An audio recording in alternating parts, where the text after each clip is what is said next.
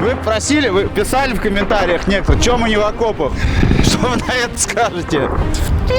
Внимание! В этом видео люди будут путешествовать и говорить без остановки. Да-да, просто перемещаться из точки А в точку Б и много-много разговаривать. Еще раз, это видео целиком и полностью состоит из бесед, рассказов, монологов и диалогов. Не нужно писать нам о том, что вы разочарованы отсутствием чего-либо аномального в кадре. Идите обманывать себя в другое место. Всем остальным пристегните ремни, мы начинаем. Приятного просмотра. Огонь, очередью огонь!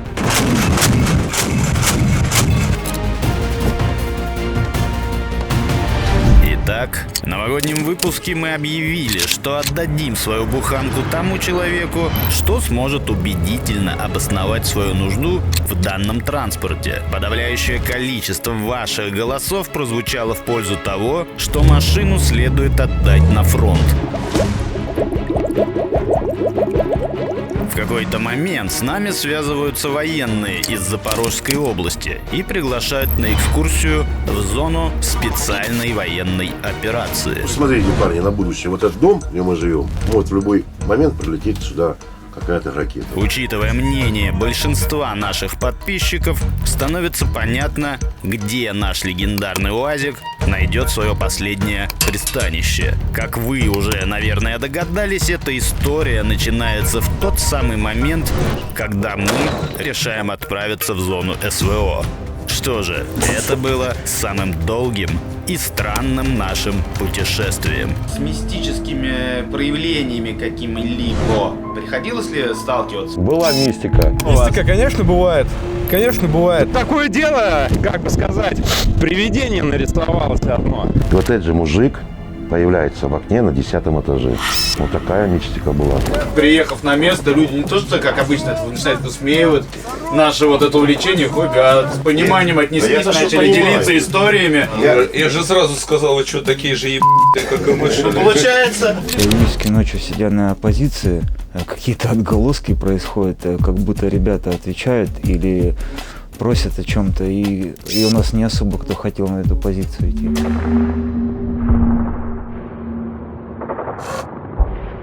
да, ребят, пришел тот день. Как сказал только что Сережа, я, говорит, как сегодня помню, как мы ее из роддома забрали, нашу девочку. Да, сейчас отдаем ее на фронт. Мы нашли, куда ее пристроить, где точно она пригодится.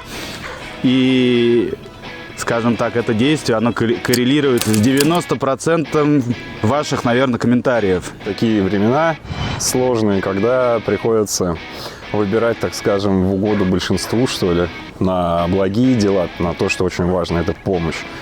Такие машины используют для эвакуации раненых. Вот. Мы делаем, да, это исключительно из соображений совести, что ли, как-то говорится. У нас планы сейчас доехать до Таганрога, и параллельно с нами до Таганрога будет ехать машина, вот эта вот на эвакуаторе ее загрузят. Ехать туда 15 часов, около там 900 с чем-то километров. 1150. То есть мы весь день сегодня потратим, чтобы доехать до Таганрога. Там, скорее всего, мы где-то в мотеле дешевом ночуем с крысами, с тараканами. И с утра у нас люди, которые принимают, приглашают к себе в гости. Под Запорожскую область, и с Таганрога мы поедем погостить к солдатам, получается, к нашим ребятам, которые, как выяснилось, смотрят канал Судари. С СВО, оказывается, очень много людей смотрят нас, приятно удивлены. Что называется, поедем, посмотрим, как они там.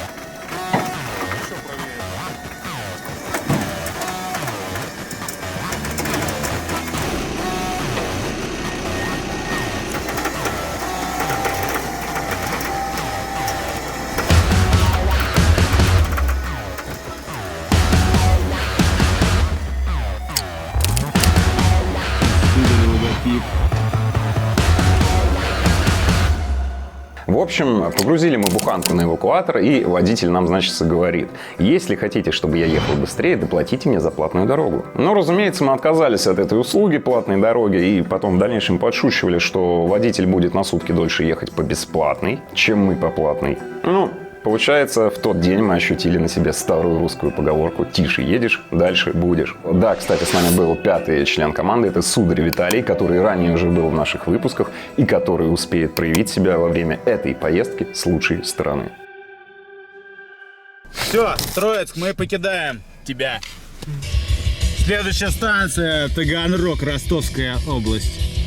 И вот так вот дождь тут, короче, фигарит.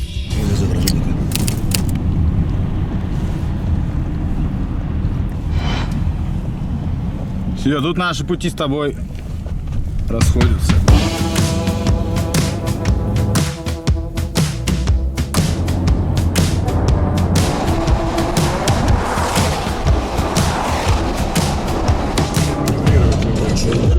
Да, мы в Тульской области. Мало что изменилось, но я просто отвечаю. Вот она. Короче, тут по Ростовской области или где там предупреждение было для автолюбителей: не езжайте, ледяной дождь. И мы как раз в том направлении едем. Тут все во льду, вон корочки, смотрите. Мы где-то тут посреди Тульской области, у нас машина просто вся залипла. Вон отлетает прям шматки целые. О-хо. Но есть инфа, что это бесполезно делать, потому что оно еще сейчас налипнет. Машина еле въехала, вкатилась, я бы сказал, на инерции. То есть тут ходить невозможно, это вообще жесть. Смотрите, видите, брусчатка. Ну как ты отсюда теперь выбираться будешь? Не, играешь с огнем.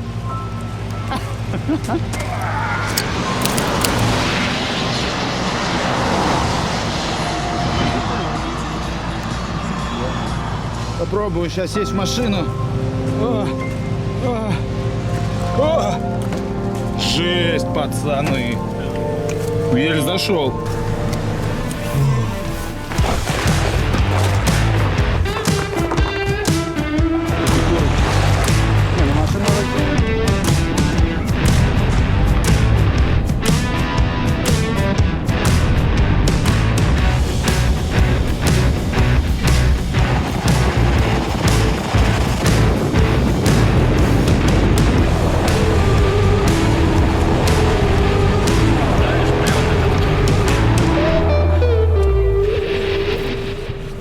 Ну, без приключений у нас, как без пряников, и к вечеру ломается наша машина.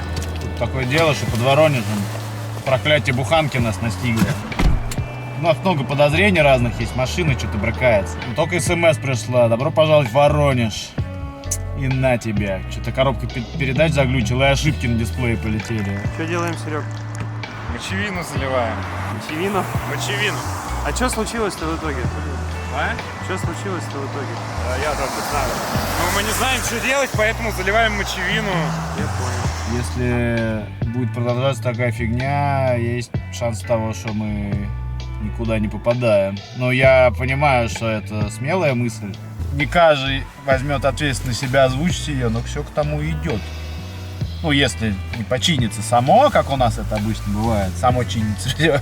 Может быть, до Запорожья не доедем. За что нам это? Буханка, наверное, не хочет отпускать.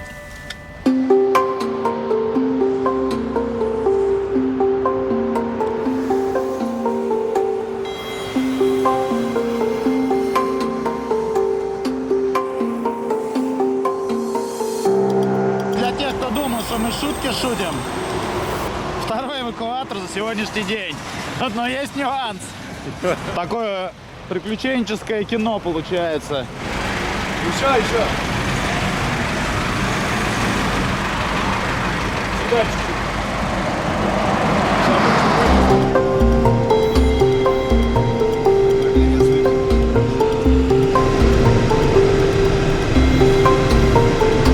Все, по-тихому скатываем.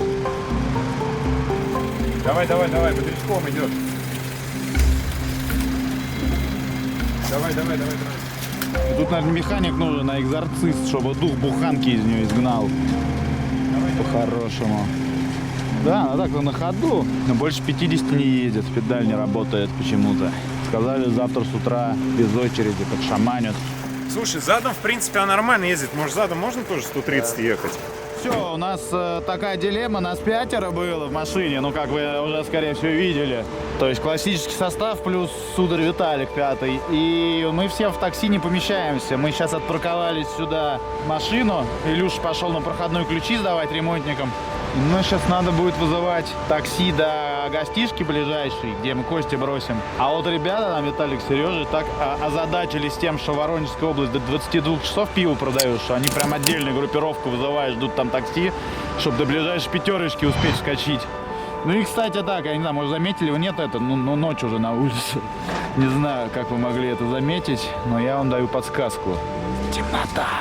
Воронеж – город-колыбель российского кораблестроения. Более 300 лет назад на Воронежской верфи был построен первый пушечный парусник. Во времена Великой Отечественной войны половина города находилась 212 дней под оккупацией немецких войск, а к тому времени, когда город был освобожден, он был почти полностью разрушен. В наши дни Воронеж – это большой, самодостаточный и красивый город. Однако оказались мы в нем не по своей воле. А первое, что нам приходило в голову при упоминании о Воронеже, так это то, что здесь родился, жил и умер Юрий Клинских, лидер отечественной рок-группы «Сектор газа». Не поверите, это третий дубль, потому что запись то обрывалась, то еще что-то. Вследствие чего возникла шутка, что Воронеж — это место, где гаснет все. Гаснут машины, гаснут камеры. Нет, не то, что это какое-то плохое место, но забавное стечение обстоятельств. Пока мы не знаем, как эти стечения обстоятельств обернутся, в какую сторону. Но, тем не менее, хочу спросить, Алексей, тебя, что мы делаем, когда встречаем сложности? Что мы с ними делаем? Блять, рыба-то тут при чем? Запомните, в любой ситуации, когда что-то сложное происходит, надо идти напролом. До тех пор, пока вы не добьетесь своей цели или пока не покажется икра вот. Да, а икра покажется. Я вначале думал, что это вообще лайв-выпуск будет, в связи с тем, что это простая задача — поехать по прямой и все. Но вот эти вот перипетии с эвакуаторами, еще неизвестно, что завтра будет, это действительно оборачивается в целый прям полномасштабный выпуск. Ну, за всем спокойной ночи хотим вам пожелать. Встретимся завтра утром. Для вас это будет вот так. Доброе утро, Воронеж. Воронеж же? Да, я покажу, что это Воронеж. Если кто не верит. Доброе утро!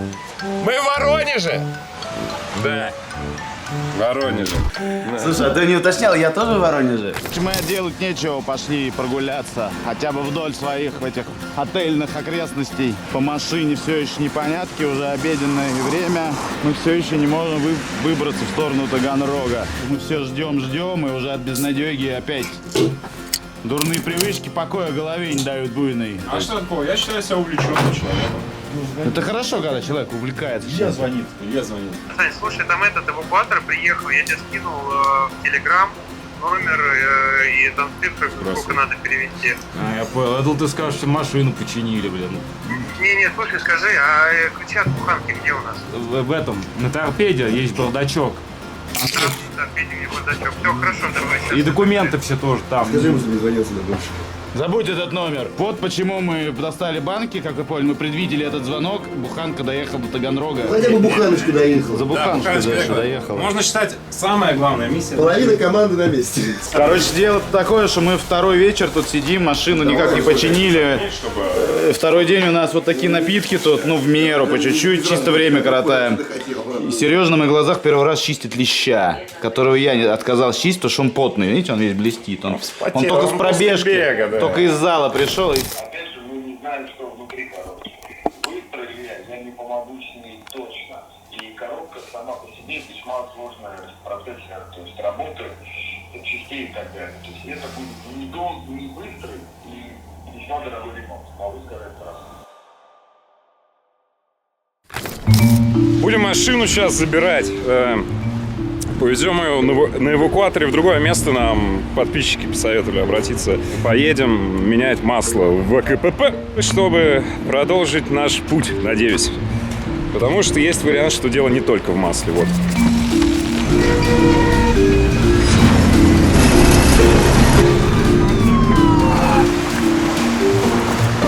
Малой кровью отделаться не удалось. В одной из автомастерских мы сменили масло в машине, а в другой провели диагностику. И как результат, спустя несколько дней ничего не делания в Воронеже, мы пришли к выводу, что наш автомобиль нужно вновь грузить на эвакуатор и отправлять в Москву. Буквально в самом начале мне сказали, что мой звонок для них очень важен.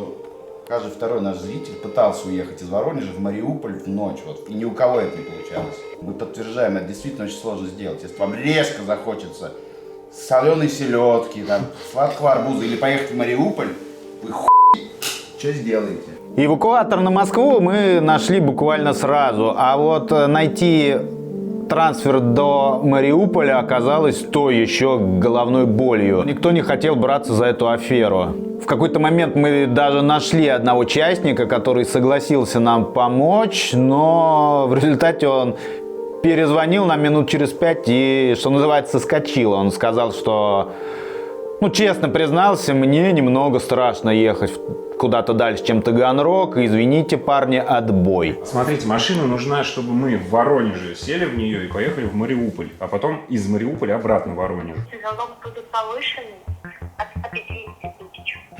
Ясно. Пока что в новоприсоединенной территории с таким залогом не пускаем. А из-за чего это такое ценообразование? Потому что там не действуют страховки пока что. А водитель есть у него? Так, а водитель у вас есть с минивэном, чтобы без залога поехать с вашим водителем?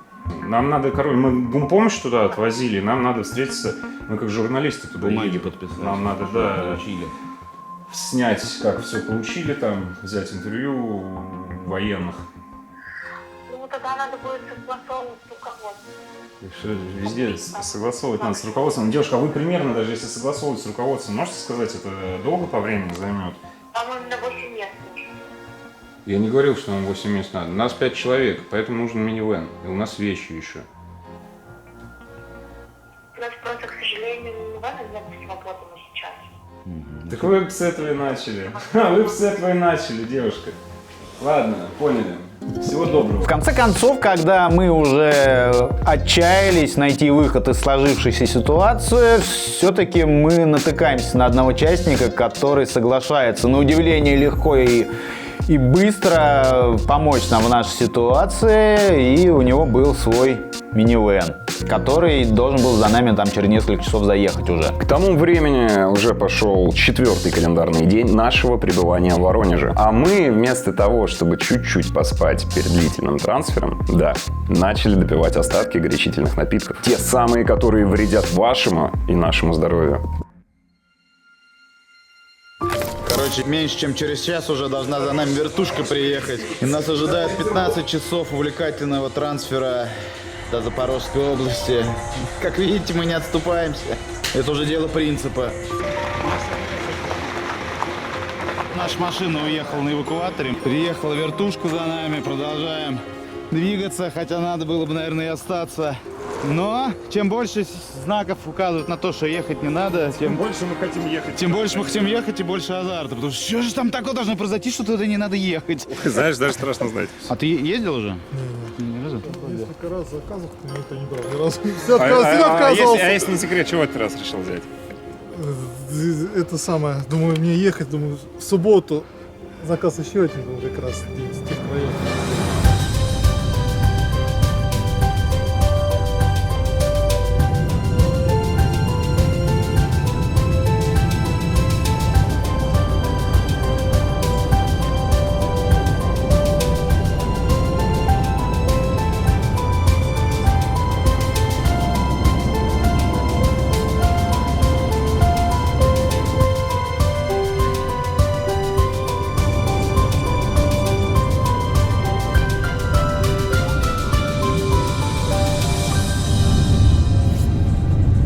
Вот за этим заливным лугом, вот там полосочка такая, это Азовское море. Это уже Донецкая Народная Республика.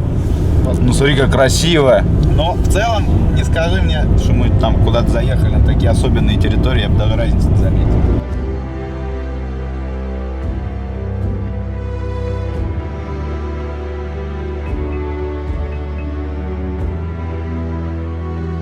Ну вот, ребята, он Мариуполь на горизонте. Легендарный город-герой. Там видно много-много кранов, новых домов.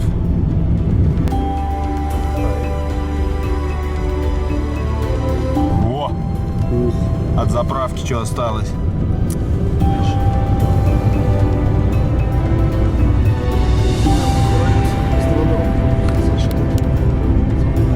Ну, я думаю, тут все ездят и причитают над этим. Конечно. Слушай, когда по интернету это смотришь, по телеку, ну да. Потом тебе в следующем сюжете покажут, как построили новый район, и тебе кажется, что весь город уже восстановили. А ты въезжаешь сюда, а тут о как. Я такие ландшафты ведь только в играх видел, в метро, в Сталкере. В ДНЗ.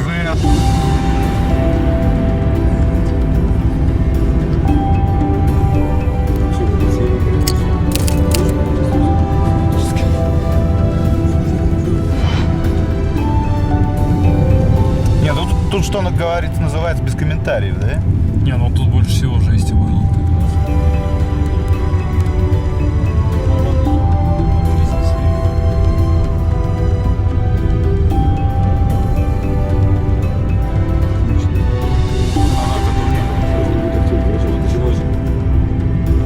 Неповрежденных домов тут нету. Ну, их единицы. Вот, смотри, разбирают или что делают? Да, перекладывают что-то.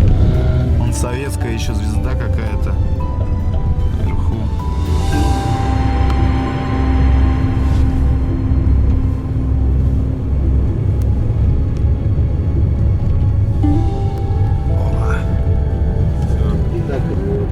Мариуполь – это город-курорт, расположенный на берегу Азовского моря. Основан Екатериной II в 1778 году как российская крепость Павловск. Все прекрасно знают, какие события здесь происходили во времена Великой Отечественной войны, а также в недалеком прошлом. Городу не единожды приходилось восставать из руин войны. Сегодня, глядя на некоторые районы города, совершенно не создается впечатление, что совсем недавно здесь шли крайне ожесточенные бои.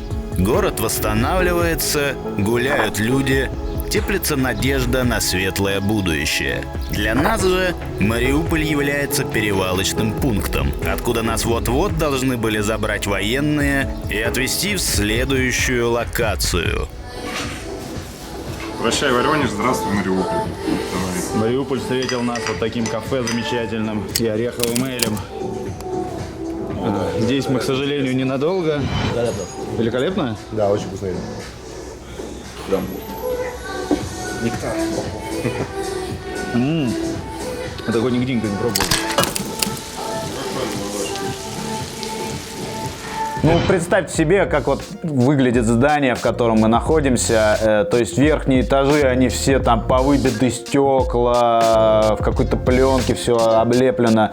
Видны осколки, там дырки от осколков снарядных. А внизу находится офигенное такое уютное кафе, ну, сервис, которым, ну, многие, наверное, даже московские кафешки могли позавидовать такому сервису. И в этот самый момент за нами приезжают ребята военные, и мы узнаем, что наша буханка уже направилась в автомастерскую под Таганрогом. Ну а мы, опуская детали, отправились дальше в место своей дислокации на ближайшие несколько дней. Ребята нас забрали, да, мы едем, куда не скажем, мы едем просто по дороге. Вот. Мы и сами не знаем. Мы сами не знаем, в принципе. Сань, все удобно? Ну, относительно. Да нормально. Лучше, чем пешком. Ну, лучше, чем пешком в любом случае, да? Я чувствую себя как Илья, когда он в буханке ездил, и все время головой в потолок упирался, специально шапку надевал, чтобы темечкой не натирать.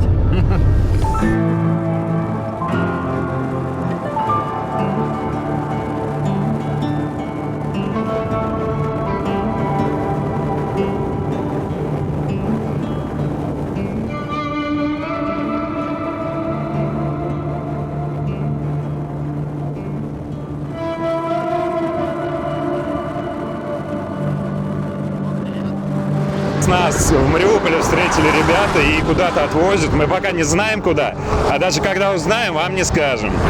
Да, это секретная информация. Я думаю, объяснять не надо, почему и как это происходит, но факт есть факт. Это не Московская область, это Донецкая область. Самое интересное впереди. Да, не надо забывать, что даже находясь здесь, мы продолжаем следовать своему уникальному авторскому почерку, и мы ищем действительно здесь мистические истории. Но самая мистика, мне кажется, заключается в том, что мы вообще сюда добрались. Я до сих пор в это не верю. Ну, это реально прикольно. Наверное, самое клевое наше приключение за последние годы. Самое спонтанное, безумное, неожиданное. И самое долгое, это самая долгая наша поездка. Самое долгое за всю практику. И в каких это условиях происходит, я думаю, не надо повторять. Это на память вообще клевое получится видео. Ну что, отправляемся дальше?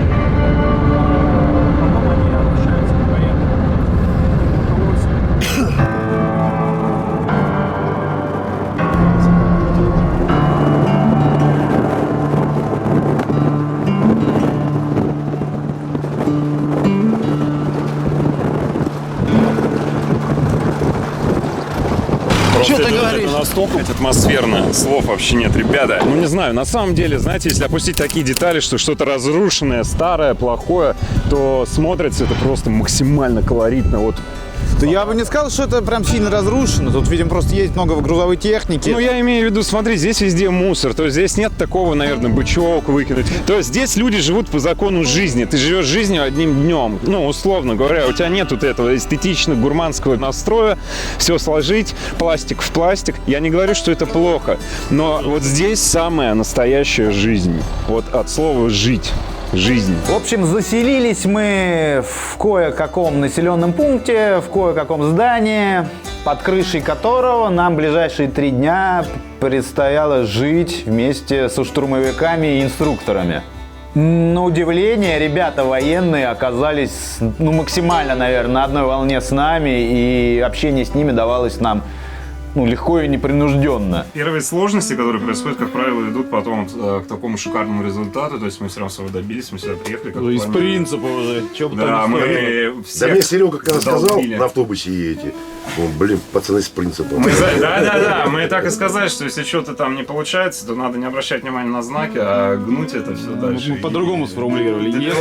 Если так плохо все, то точно надо ехать. Короче, вот такими вот всеми окольными путями мы добрались. У нас мечта была, наверное, даже такая, очень долгая. Это было уже дело принципа. Смотрите, парни, на будущее. Вот этот дом, где мы живем, может в любой момент прилететь сюда какая-то ракета.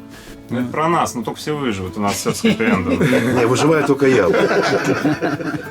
Сегодня посидим, завтра приедут пацаны с полигона, берем машину, едем на полигон, и вы там поснимаете.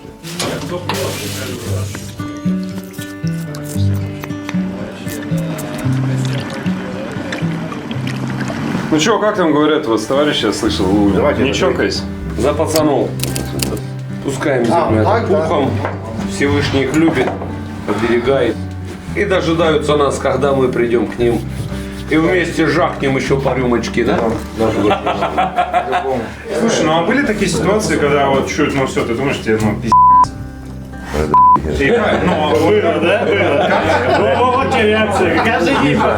Было ли такое, что вам, до слез прям товарищ умер, вот рядом с тобой в полуметре от тебя, и ты понимаешь, что он умер, и у тебя просто слезы, и ты не знаешь, что делать? Было такое, но просто зубы стиснул и пошел вперед.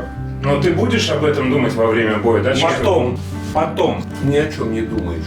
Почему вы, такие, сука, добрые и веселые? Я тоже это понять не могу, который час. Объясните, разложить невозможно. Это люди, которые хочется обнимать. Вот на кого надо равняться, молодежь.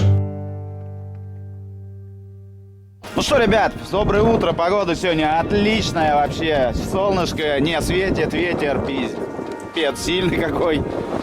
Едем на полигон снимать мистическое исчезновение патронов и гранат, я так понимаю. Сергей, доброе утро. Что ты делаешь? Не знаю. Сбоку вот через себя, чернобошку уже? Да. Ох, как полегче стало. Можно вот так просто встать и залипнуть, потому что, чувствуешь, что стабилизируешься. Вот это тоже. Вот это тоже. Пойдем мистику искать.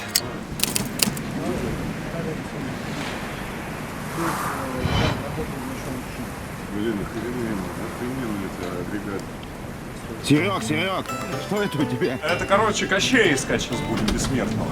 Ага, Проверим, такой ли он бессмертный. Можно еще вот так. О, а где Серега?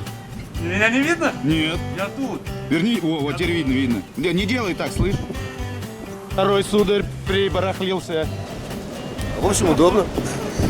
Ну, в этом можно выйти в свет, в принципе, да? Да, стильно, модно, молодежно. Вот лучше машину, кто без броников, парни. Броники там будет тяжело. Смотрите, я как раз еще промерзну как следует. Да. В машине погреться-то можно. Следующий, ну ладно. Кто без броников. Да. Но броников неудобно. Да. Так, Валан. Плохо ехать, да, в кузове, в ночь неизвестными людьми, блин. Так, автомат можно покласть? Аккуратно, говорят. Все. Так, понадеемся только, что это не затянувшаяся шутка, и мы сейчас едем на полигон, а не куда-то еще. Военные могут шутить, мы это уже поняли. А мы точно на рыбалку? Да, на рыбалку, будем глушить карасей.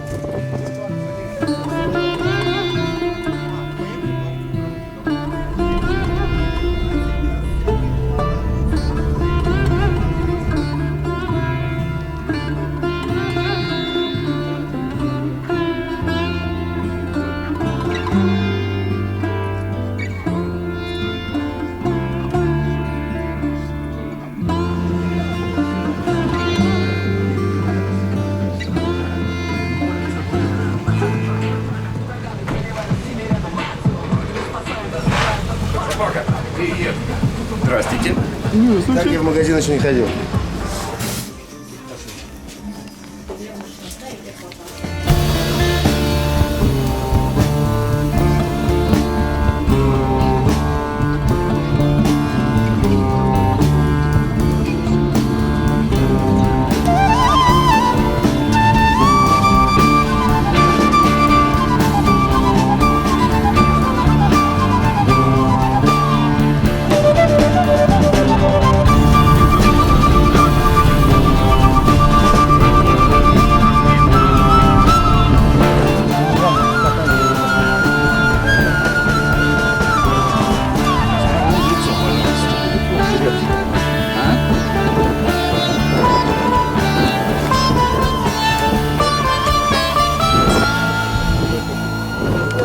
Эй, чувак, ты где так прибарахлился-то?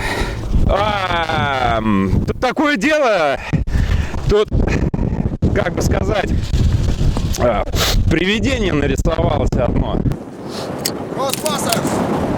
Ребят, сразу извиняемся, тут такой ветер дикий, меня с ног сбивает. Потому что я как халявщик ничего не несу, только в эту камеру в руках. Пацаны, я не верю, что мы здесь, не в Воронеже. Так, кто там нас в окопы посылал? Я думаю, объяснять не надо, что это? Короче, полтергейста здесь, ребят, походу нет. Но мы нашли нечто большее. Мы нашли окоп. Вы просили, вы писали в комментариях некоторые, что мы не в окопах. Что вы на это скажете? Что все-таки мы добрались до них. Парни, сейчас ваша задача будет такая. Мы сейчас вам покажем, как двигаться. Будете двигаться и потихонечку стрелять. Ага.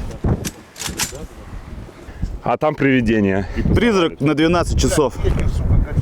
Это привидение! Ай! Там кто-нибудь есть?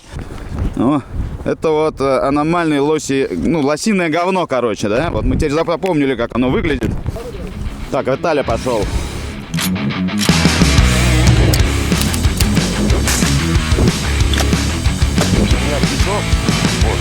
Парень собирает.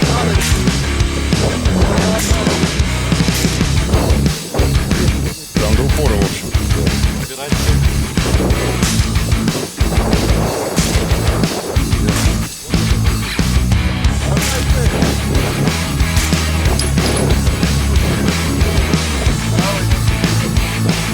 Есть вариант вот так рассылать.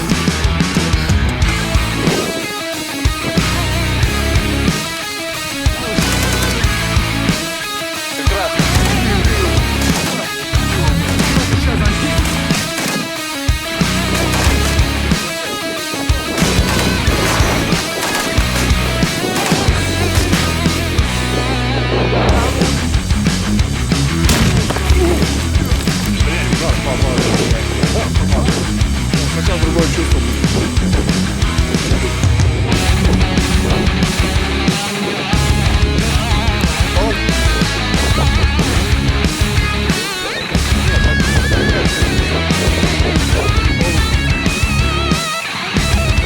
Это редкое явление.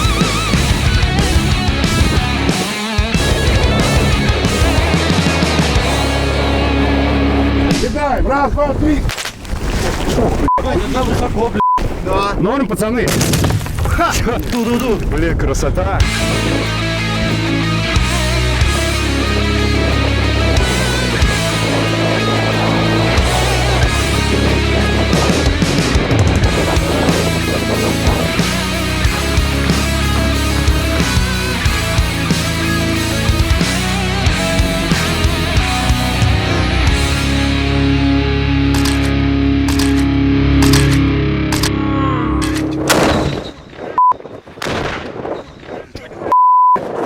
Хорош прям. Не ругайся при военных. Извините, теперь хоть нет, без трубы ехать приятней. Виталик, расскажи, как ты однажды из гранатомета выстрелил. Ой, это был самый дорогой выстрел в моей жизни.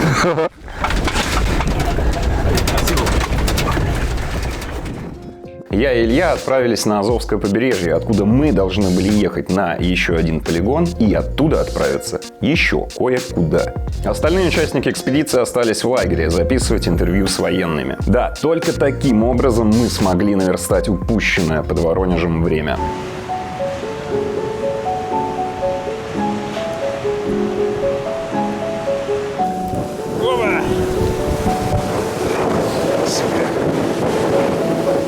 Я потрогал Азовское море.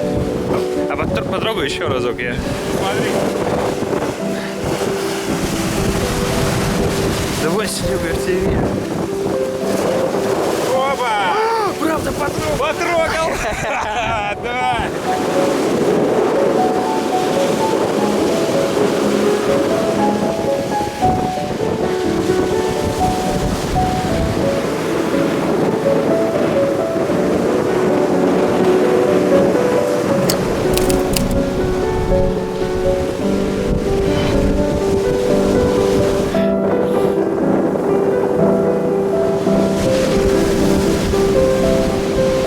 Ходим, короче, по берегу моря и, собираем всякие подарки. О, валялось. Смотрите, 5 копинок. Видите? Да. Видишь? Вот, 5 копинок. Украина. 2009 года. Монеты. Очень холодно и очень сильный ветер дует.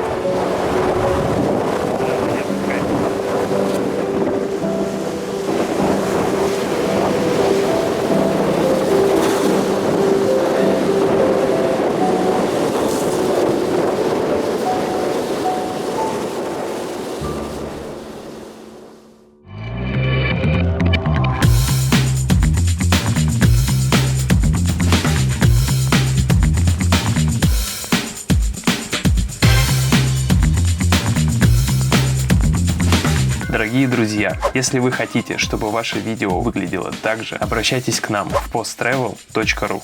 Ссылка на нас будет в описании. До свидания. В целом у меня только один к вам вопрос, как человек, который сюда только прибыл.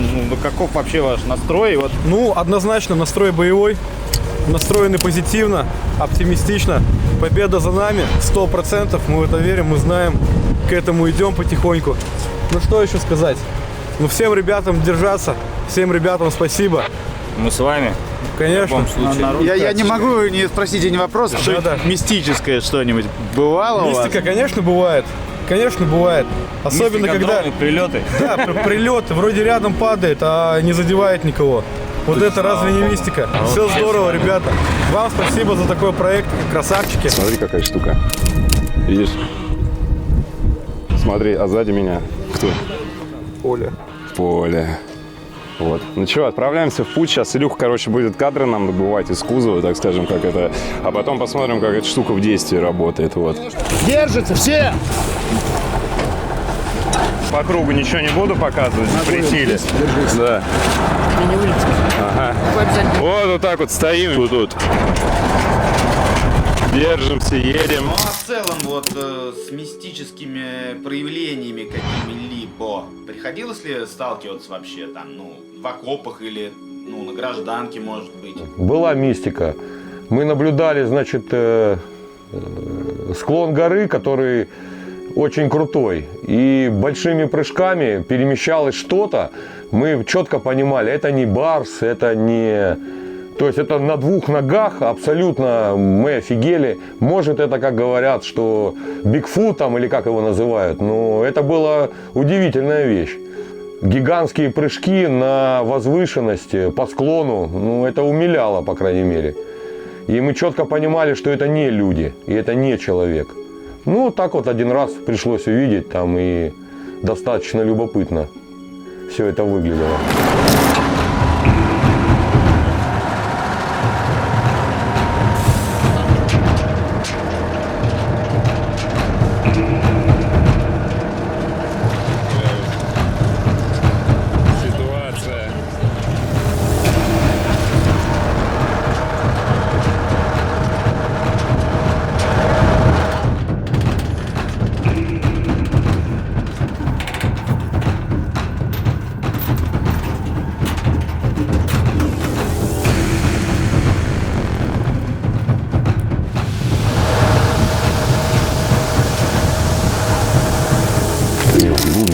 лет, ну, лет 9-10, наверное, было. Мы жили в Армении, и мамка покойная с отцом покойным были на работе. А мы остались, я старший брат, на улице играть, и друг его. Тогда мода была, 80-е годы, от велосипеда цепь.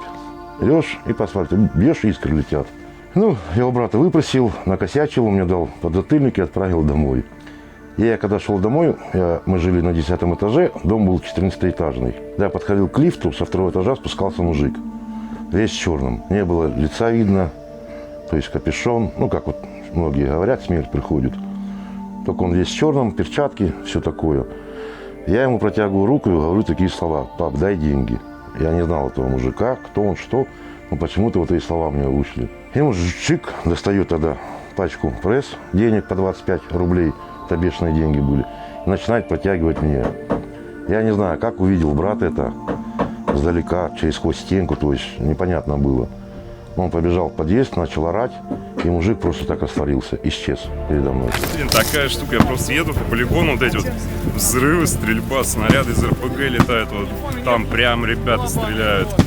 За машиной прям там пулеметы, гранатометы, все, что нужно, чтобы охотиться на привидений. Ну, сами слышите, да?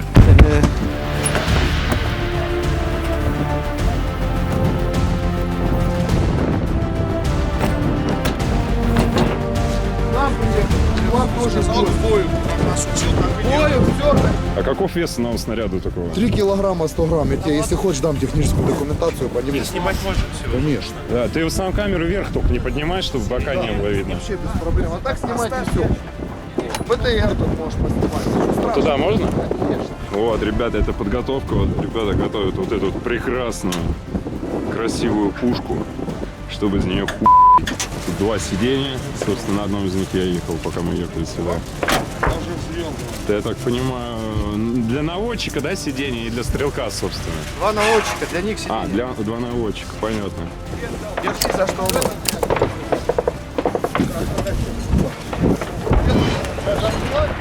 Не, родной, ты садись за прицел. Бахнуло такое. Что-то бахнуло. Сейчас происходит инструктаж, в общем, я не знаю, звук-то не захватит, что орудие наведено, готово, заряжено на предохранителе. Проходит недели 2, мамка с папкой опять в командировке. Мы 3 брата остались, а сестра, я маленький был вредный, говнистый, мне часто влетало. И меня выгнали из комнаты. Это был 10-й этаж, вы запомнили. И вот этот же мужик появляется в окне на 10-м этаже. Я начинаю громко орать, кричать, паника у меня. Прибегает брат с топором, второй брат со шваброй, сестра с веником. Мужик опять исчез. Вот такая мистика была. Внимание, огонь! Одним снарядом огонь! Нормально. Есть! Недолет! 50 метров по направлению цели! Хорошо, парни! Чуть-чуть выше! Чуть-чуть! Огонь!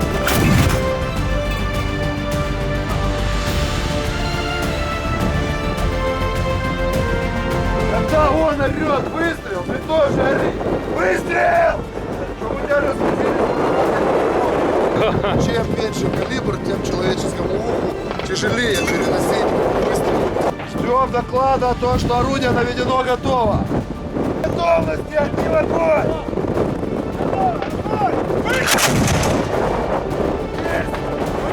Чуть-чуть выше, по направлению хорошо. Иногда в тех замесах, в которых ты присутствуешь, то есть остался жив, не прилетела мистика.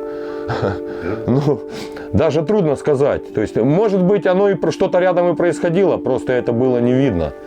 То есть в свете всей этой кутерьмы, которая там происходит, и хаоса, ты не на это обращаешь внимание. Нет, только проверь, сейчас покажи ему.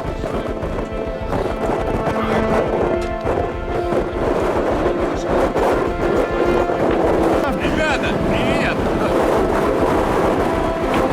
Внимание, наведены! Давай, одной очередью огонь! Отлично!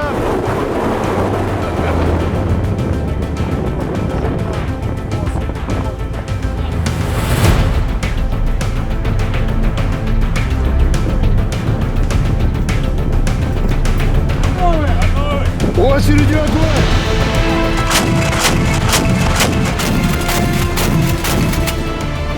Давай смену наводчика. Да. Или тебе понравилось там, я смотрю, нормально? Ну что, надо всем дать пострелять, чтобы, ну как бы, мужики, боеприпасов на всех поровну, по-братски делим все. Вам, как гостям, мы, по-моему, ну, больше всех внимания уделили. Строится ко мне лицом по левому борту машины, строимся. С той стороны, где гильзы.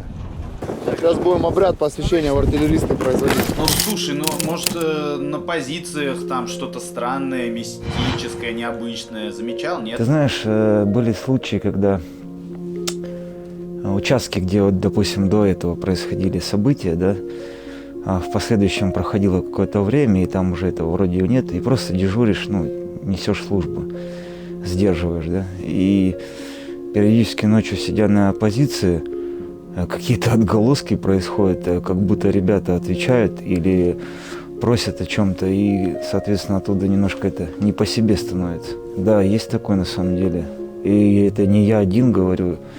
Я сначала думал, что мне показалось. В последующем ребята, которые после нас дежурили, то же самое говорили. И у нас не особо кто хотел на эту позицию идти. Самую вонючую выберем. Ох, давай, давай, выбор.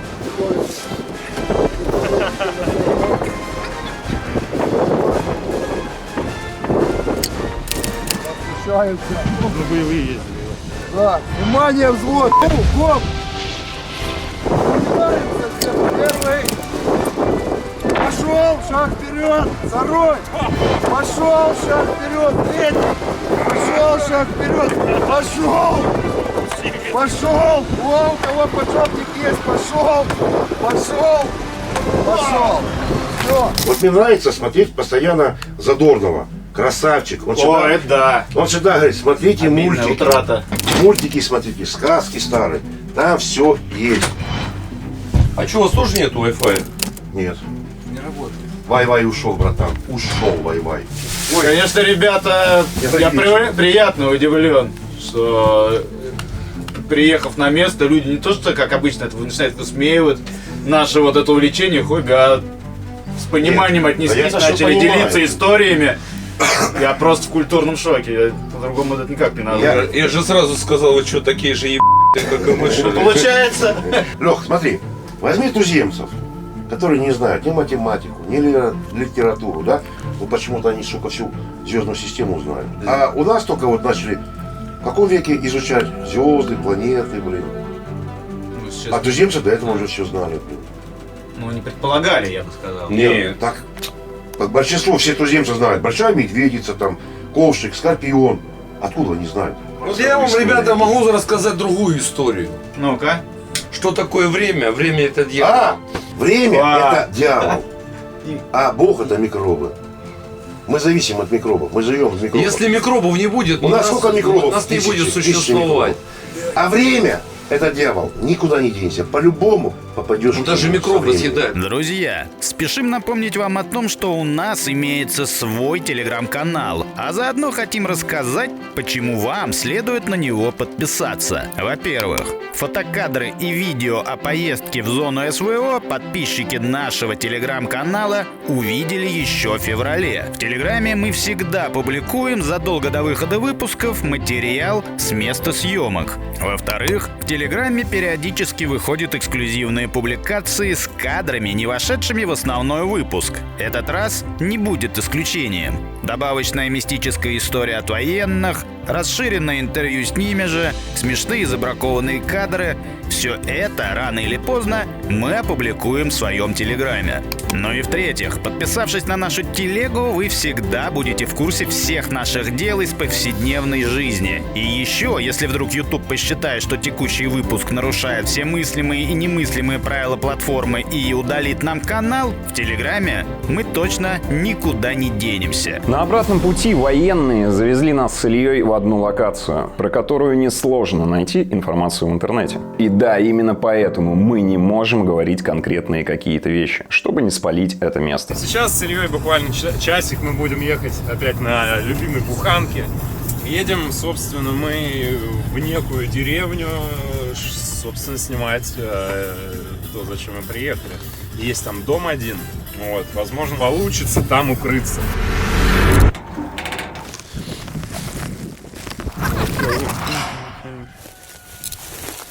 Мы не можем палить локацию, потому что это грозит какими-то определенными последствиями. Нельзя снимать архитектуру, здания, вот и все такое. Но, поверьте, мы добрались все-таки до деревни. Одной из версий здесь когда-то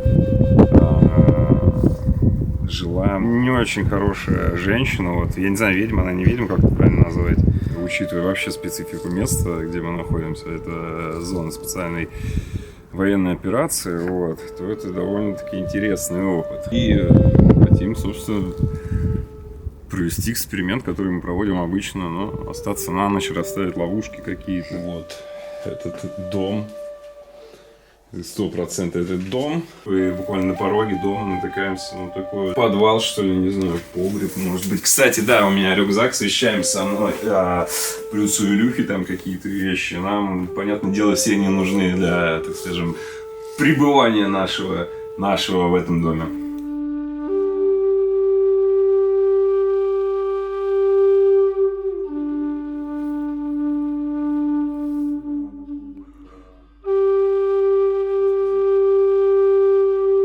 В общем, запахов противных никаких нет, но блевать тянет.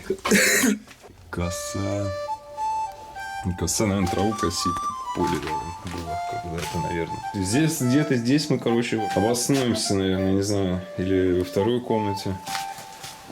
Здесь, слушай, я думаю, наверное, мы здесь ловушки будем ставить, потому что здесь есть классическое зеркало, как мы любим. Окна вот занавешенные все. Вот, ловушку где-нибудь здесь поставим, а сами, ну, короче, здесь захламлено очень, наверное, пойдем в сторону кровати. Там расположимся, в общем, это непривычные нам условия съемки, мы не можем заказать такси, к примеру, и поехать куда-нибудь там в комфортное место, сказав, что здесь спать невозможно. У нас нет палатки с собой, потому что мы не можем костер развести, здесь нельзя костры разводить, не палатки ставить, но отдыхать. Вот. Это не туристическое место, условно скажем. Место это находится недалеко от нашего лагеря, поэтому сомнительное решение остаться здесь на ночевку удалось нам довольно-таки легко. С первыми лучами солнца нас должны были забрать отсюда, так как нужно будет возвращаться в Мариуполь на автовокзал. Ну а до тех пор мы получили строгий наказ: ночью на улицу не высовываться, так как действует комендантский час.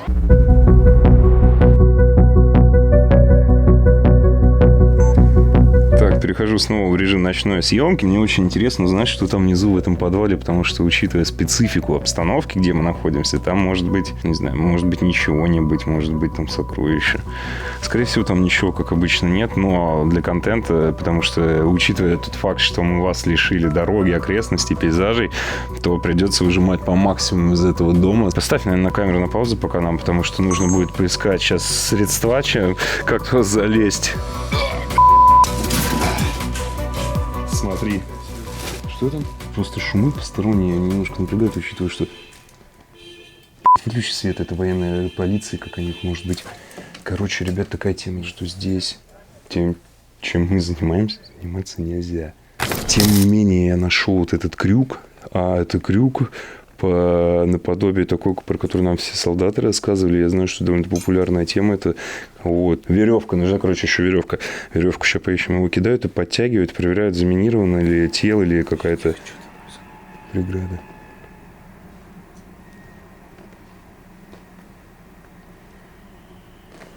Ребят, чуть попозже вернемся в эфир. Кто?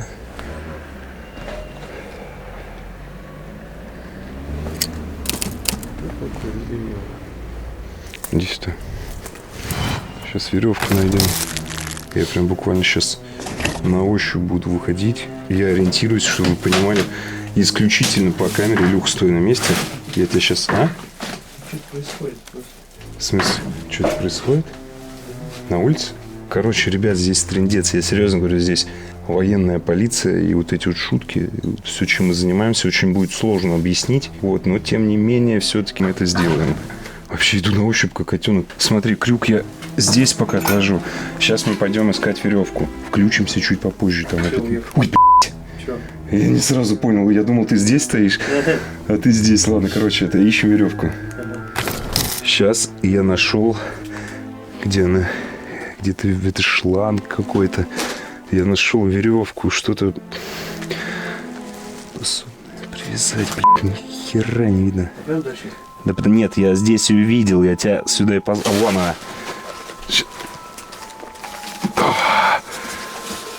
Вот этого, Илюша. Смотри. Обдырил, короче, смотри. Вот этой веревки, я думаю, более чем достаточно будет. Так, что мы нашли еще Вот раз? с этой, с той стороны у двери сядь, я здесь буду. Только осторожно. Сейчас так камеру еще поставлю на моменте. Оп-оп-оп. Так, ребятки, снова еще здравствуйте. Что нам нужно было? Условно мы нашли. Узел будет вот такой вот. Смотри, здесь, в принципе, до чутка до лестницы спуститься. Да. Короче, ладно, я этот крюк буду использовать исключительно как вспомогательный элемент. И попробую, наверное, без крюков залезть. Проверку на низе ты бы не прошел. Хочу тебя расстраивать. Ух, блядь. Че? Лестница гнилая. Фу, блядь, здесь воняет, пиздец, да? Дай камеру. Ребята, извиняюсь за мат, но фу, вы знаете прекрасно, как я нежно отношусь к запахам.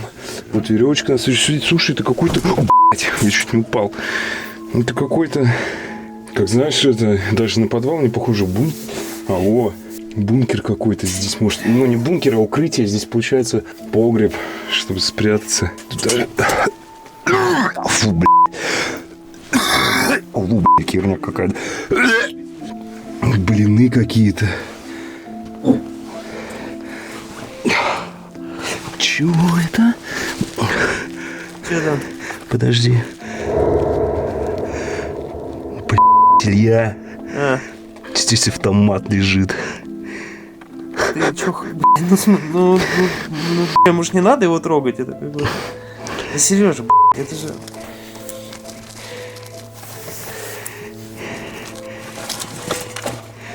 Вроде ни хера, слышь?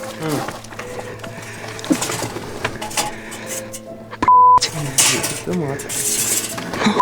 Слышь? А это чей, наш или чей? Я в душе не блядь. Или это какой-то, не знаю, называется схрон. Или это бедолага, который здесь был. Спрятал автомат, может быть, впоследствии сдался. Я не знаю, как сказать. Илюха, слышь? Мне кажется, если мы сейчас будем оставаться на ночь, нас военная полиция б***ет просто, если найдет. А куда ты собираешься перепрятывать? Короче, ребят, точно трогать учитывая не надо, сложности ситуации, в которой мы находимся, я, пожалуй, вообще это оставлю здесь. И я даже не то чтобы не удивляюсь всей этой ситуации. Ну ладно. Ну тут уже... Я вообще не удивлен наблюдать оружие за последние дни, ну так вот, когда ты лезешь в домик ведьмы. Пизда. Слышь, они заряженные все.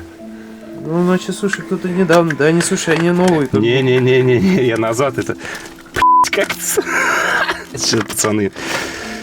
Одной рукой неудобно это все делать. Вот. Просто, видишь, не той стороной, не той рукой, короче. Они на предохране все, видимо. Вот это точно на предохранителе. Значит, и тот на предохранителе. Фу, от него воняет чем-то. Вот, слушай, банка еще какая-то ржавая. Может, там вообще какие-то гранаты были. Короче, дальше я не полезу. Вот. Находясь в такой ситуации, мне просто хочется домой. И самый парадокс заключается в том, что я сейчас стою в этой яме, полной автоматами, так скажем. Я знаю, что на улице нельзя находиться в это время. Я знаю, что отсюда никуда сейчас не вызвать такси, не просто, не свалить. И контент придется доделывать даже в таких условиях. Был бы Алеша, я думаю, я бы, знаешь, поддержал бы волну паники и свалить надо. Но материала, по сути, нет, снимать надо. Но меня просто удивляет факт, что мы нарвались, по сути, в доме, где, типа, якобы жила ведьма. Но ведьма, условно, здесь находится 2 автомата, видим, тут свеч жгли, и вот, люди прятались. Это, не смешно, это просто как другой мир, ребята. Я дальше просто боюсь копаться. На, вытащи камеру, мне помоги вылезти, идет у него камера. Это ты? Это ты? Да. Меня сейчас каждый шорох пугает. И тут дело не в какой-то мистике, а в том, что где мы находимся. И спать мы будем... Ну вот здесь будем. Мы не будем по-обычному так вот лежать. Мы сюда сядем, типа, облокотимся на стеночку и будем пытаться дрыхнуть. А до этого времени я не знаю, как дрыхнуть, потому что я... Скажи, ну насколько ты устал? Я очень сильно устал. Я так спать хочу, я давно так спать не хотел. Мы с Ильей установим видеоловушку одну, но у нас одна исключительная, это GoPro-шка. Ну, короче, она направлена прямо на зеркало, там что-то отражается. Вот так вот. От заката до рассвета, условно говоря, нам надо дожить. Ну, это как Вии, первая ночь, только у нас эта ночь первая и единственная. Получается попытка. Тем не менее, работаем с тем, что есть. Вот, очень, очень интересно, потому что это самая экстремальная вот в таких условиях наша вылазка, поездка, да? А сейчас там мусор этот уберем. И, в принципе, я здесь бред видел. Ой, бред. Не отходя от кассы, давайте изучим то, что сняла GoPro-камера той ночью. Не имея возможности рассказать вам о легенде этого места больше, чем мы уже рассказали, можем заверить, что ничего сверхъестественного камера ожидаемо не обнаружила. Но ближе к утру, если мы правильно поняли, произошла аудиофиксация работы ПВО, что, к сожалению, учитывая современные реалии, не редкость для тех мест.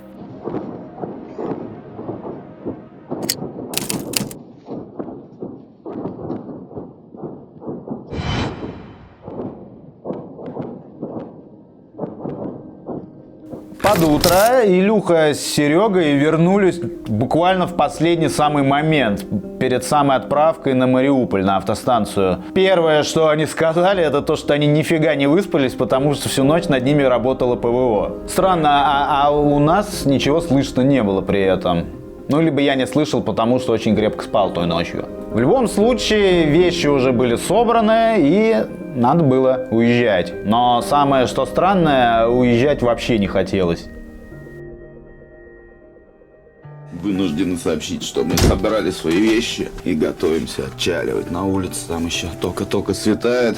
Но мы собрали все свои манатки и будем сейчас отправляться в Мариуполь на погрузку в автобус. В общем, покидаем мы это чудное место интересное. Дома будет что рассказать. Я думаю, вы это уже поняли, если досмотрели до этого момента. Программа была насыщенная. Это была самая наша длинная поездка за все 60 выпусков. Мы почти неделю отсутствовали, не были дома. Это рекорд пока для нас. Но это важный рекорд.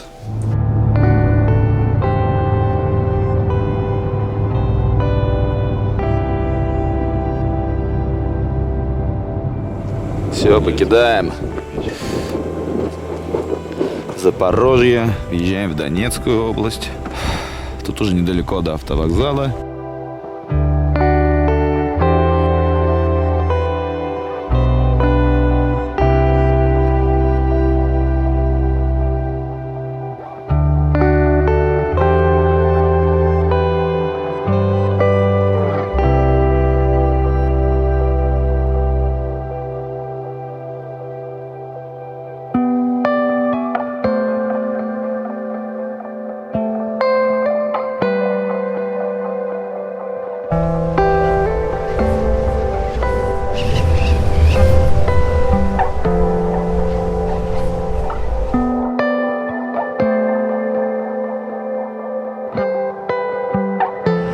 Это было долгое и странное путешествие. Спасибо этому автобусу. Мы в Москве, вновь снегопады, вся вот эта тема. Уехали с юга, короче.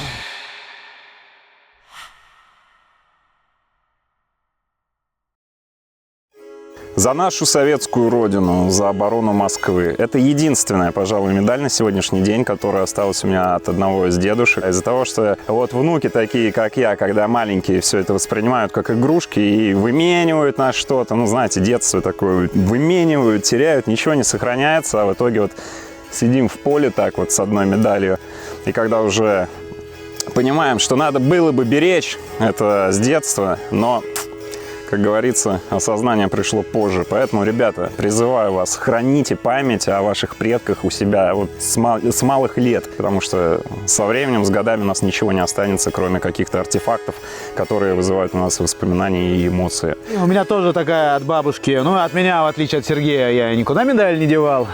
У меня они все сохранились. И вот самое, наверное, которое меня впечатлило, я ее в первый раз в этом году увидел, в руки мне попало, как правопреемнику на хранение. Тут написано «За победу над Германией в Великой Отечественной войне, 41-45 год». И когда я это взял в руки, я офигел. Кстати, у меня вот фотография бабушкина есть. Вот она, фронтовичка. Она в 17 лет добровольно ушла на фронт. Дошла до самого финала. Вот, победа над Германией. И вот после того, как мы с Серегой побывали, вот к военным съездили, мне кажется, вот после этого я начал понимать чуточку больше вообще, какими усилиями нашим бабушкам, дедушкам давалась вообще победа вот эта, Великая Отечественная война. И вот, держа на руках эту медаль, гордость и, наверное, обида на самого себя, что я раньше не ценил это и не интересовался. Поэтому, друзья, цените моменты тишины, вот такие вот памятные вещи. Как-то так. Ну что, получается, привет, Россия, привет, мир. Опять кровавый камуфляж, но все как смелые пираты, любой фрегат на абордаж. Заплатят русские солдаты. Заплатят русские солдаты. Русские солдаты шли за перевал судьбы. А нам покой лишь только снится. Устали от стрельбы. Кому еще нам помолиться? Опять кровавый камуфляж, все как смелые пираты, любовь берут на абордаж, захватят русские солдаты, захватят русские.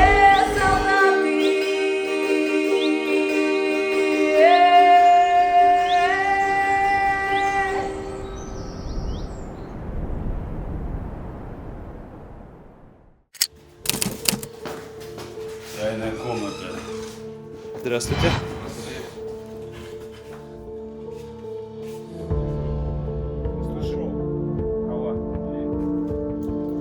О! Чё? Ну вон дверь. Сейчас мы находимся с Алексеем, как по истории говорят, в наблюдательном пункте хозяйки вот этого помещения. Хозяйка была очень жадной до своих сокровищ, будем так условно говорить. Сейчас мы с Алексеем ждем особо гостей. Да, это две ведьмы. Вот, и они будут проводить некий ритуал, после которого мы останемся в этом помещении на ночь. Мы попытаемся выйти, они попытаются выйти на контакт с духом этой хозяйки, погибшей, всех этих апартаментов с разрешения администрации.